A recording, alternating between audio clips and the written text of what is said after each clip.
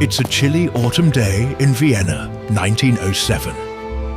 A teenage boy, thin and brooding, walks up the grand steps of the Academy of Fine Arts, a folder of watercolour sketches clutched under his arm. He dreams of becoming a painter, of capturing sunlight on stone, of seeing his name in galleries instead of history books. His name? Adolf Hitler. He waits anxiously as the examiners flip through his portfolio. Landscapes, architectural studies, street scenes, technically competent, even promising.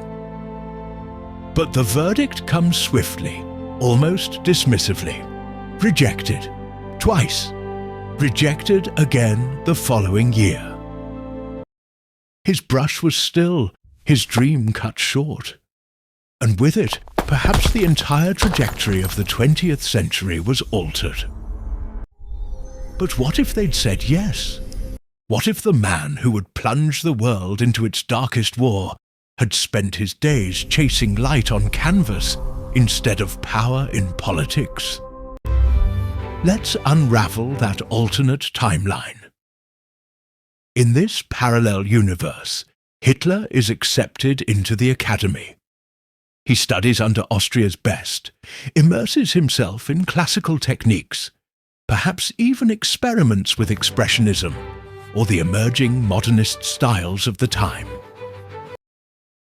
Vienna, a melting pot of artistic genius, home to Klimt, Schiele, Freud, is alive with ideas. Young Adolf, no longer listless and resentful, finds purpose. Instead of scrawling angry manifestos in dingy hostels, he debates colour theory in smoky cafes. Without rejection, there is no spiral. Without failure, perhaps there is no Mein Kampf. Historian Brigitte Heyman once uncovered accounts of Hitler during his Vienna years. Homeless, bitter, often sleeping in shelters. He blamed the Jews, the bourgeois, the modernists, anyone but himself. But what if he'd never hit rock bottom? If he'd sold paintings instead of hatred? There's more at stake than one man's career. In our real world, Hitler's trajectory was shaped by humiliation, anger, and a desire to belong. His failed art school dream fed a narrative of persecution, of personal injustice that he later projected onto a nation. Remove that humiliation, and you may remove the ideological soil where Nazism took root. But there's another layer to this what if, because a world without Hitler doesn't necessarily mean a world without war. Europe in the early 20th century was a powder keg. Nationalism, economic crises, and the unresolved tensions from World War I were all in place. Fascism didn't rise in a vacuum. Even without Hitler, would Mussolini still have marched on Rome? Would Stalin have turned inward with paranoia? Would a different German strongman have emerged? Perhaps more calculating, less theatrical, but equally dangerous.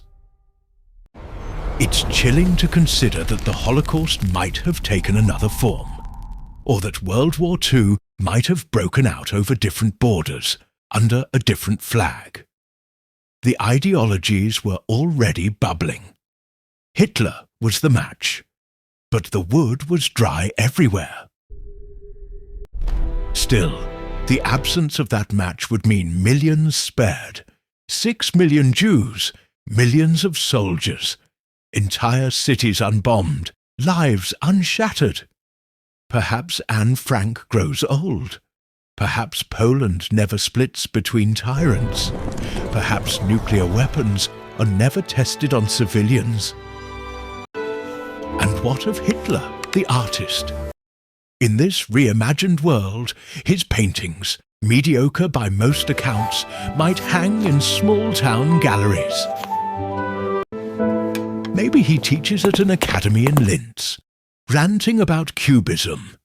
but offering solid advice on perspective and brushwork. He lives to a quiet old age, known not for horror, but for ambition unrealized. There's a strange twist of irony here. Hitler, the man who couldn't create beauty, destroyed more of it than anyone in modern history. His buildings were brutal, his vision soulless.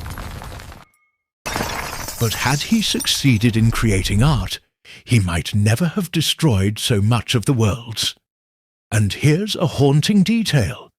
The very institution that denied him, the Vienna Academy, would later be forced, under Nazi rule, to display his rejected works as examples of early genius. History has a bitter sense of humour.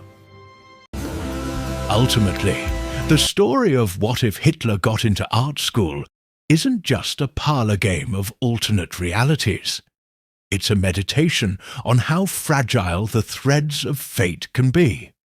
One portfolio, one decision, one teenager's heartbreak.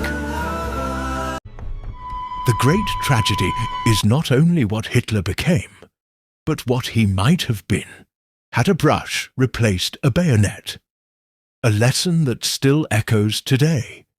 In every young person lies potential for greatness, or for ruin. And sometimes all it takes is a door opening, or closing. Would one admission letter have rewritten history? We'll never know. But the thought lingers, like a shadow behind the canvas.